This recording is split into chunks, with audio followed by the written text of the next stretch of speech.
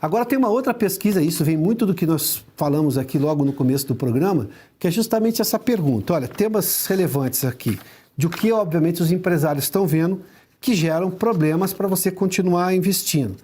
Tanto no desempenho da indústria, quanto óbvio, na decisão dele de investir, da forma como ele vai fazer. Ou seja, a preocupação, investimentos da indústria, a pesquisa é um pouco mais ampla, ela fala de exportações, importações, produtividade. Deixa eu só chegar aqui os temas relevantes, ambiente de negócios especificamente. Nesse quadro à esquerda, o que ajuda, ou seja, que soluções poderiam ser apresentadas para melhorar a vida de quem está trabalhando, está trabalhando e está gerando riqueza no país. Desburocratização. O atual governo aumentou a burocracia em vários aspectos. E olha que houve uma reforma importante desde o governo Temer, mas sobretudo no governo Bolsonaro. A reforma trabalhista, por exemplo, do governo Temer, hoje sofre retrocessos por decisões do Poder Judiciário. Qual o sentido disso? É uma reforma negociada no Congresso Nacional. Quem tem a prerrogativa de fazer uma reforma? O Supremo está retrocedendo a reforma trabalhista, que foi, convenhamos, um dos passos mais decisivos rumo ao futuro do país. Ou seja, aumentou a burocracia. Mesmo as micro-reformas feitas no governo Bolsonaro, na gestão do ministro Paulo Guedes à frente da economia, muitas delas, em algum momento, perdem efeito quando você tem um governo hoje que gasta demais, ou seja, que é ineficiente, é uma máquina muito cara. Investimento público, ou seja, investimento em infraestrutura, citado por 29%. Nós estamos falando de estradas, portos, ou seja, você destravar o investimento, tirar os nós de infraestrutura. Segurança energética, aí nós estamos falando de energia barata, e também de capacidade de não ter, por exemplo, um apagão. Esse país já sofreu com isso. Na coluna direita, essa em azul que você vê, nesse estudo da Federação das Indústrias do Estado do Paraná, está lá. O que atrapalha? Quais são essas ameaças que incomodam a vida do investidor hoje? Corrupção. Corrupção é citado por 84%. Se essa pergunta fosse feita nos anos 80, provavelmente esse tema seria citado no começo dos anos 90. Está sendo citado novamente agora. Isso é extremamente preocupante.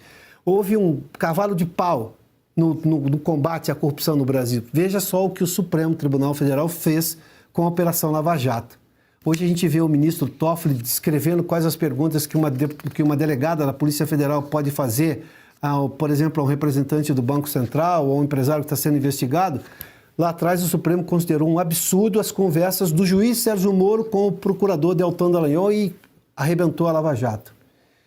Lá provocou a nulidade. Do que nós estamos falando agora? De que Supremo nós estamos falando agora?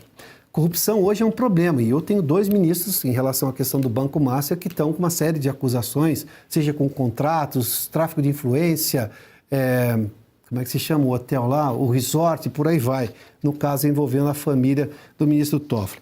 Aí 74% dizem, né? Isso, obviamente, é no índice de prioridades, por isso que a soma não vai dar 100% aqui. Conjuntura econômica nacional, ou seja, nós estamos falando de 3/4 que estão dizendo que é preciso melhorar a condução da política econômica. O Brasil foi um dos países que mais rápido conseguiram sair de toda aquela crise da pandemia e também depois da guerra da Ucrânia. Se você se lembra, na guerra da Ucrânia, nós tivemos um problema seríssimo no mundo. Houve uma inflação, uma disparada da inflação do preço do petróleo, que gerou, obviamente, inflação de energia e de combustíveis especificamente. O governo Bolsonaro, à época, fez uma coisa completamente inusitada. Zerou os impostos federais e reduziu os impostos estaduais em negociação com o Congresso, via reforma constitucional. Não é recorrendo ao Supremo Tribunal Federal, ou seja, respeitando o que estava dentro da lei, ou seja, na Constituição. A redução dos impostos dos combustíveis fez com que o país se recuperasse rapidamente, fechou com um crescimento de quase 3% naquele ano, 2,9%, se não me engano. Para se ter uma ideia, veja o tamanho do crescimento da economia. Mais que isso, atraiu investimento estrangeiro porque o país estava mais enxuto, gerou, por exemplo, um superávit primário de 54 bilhões de reais depois de 8 anos de contínuos e seguidos déficits, e com isso você melhorou o ambiente de negócio. Ou seja, a conjuntura econômica é menos burocracia, menos inflação, juros mais baixos, os juros altos que nós temos hoje do Banco Central de 15% é para tentar conter o gasto excessivo do governo que ele fica colocando muito dinheiro. Era o assunto que o Edson Vasconcelos trataria conosco, que é uma preocupação da FIEP nesse momento, de que o governo está alimentando e veja que está acabando essa capacidade, né?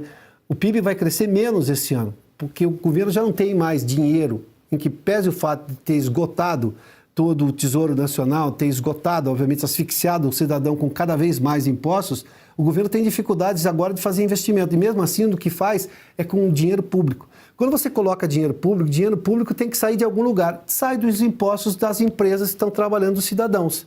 Se eu estou criando problemas para as empresas produzirem, estou criando problemas para o cidadão asfixiando com mais imposto, daqui a pouco ele para de pagar. O negócio deixa de existir, o sujeito vai viver de renda em algum lugar. Se ele não investe aqui, o governo arrecada menos. Se arrecada menos, ele vai ter que, digamos, investir mais dele, porque as empresas não vão estar gerando emprego. Como é que eu resolvo problemas do país? Mais endividamento. Só que tem um limite para endividamento. O Brasil já está chegando perto desse limite.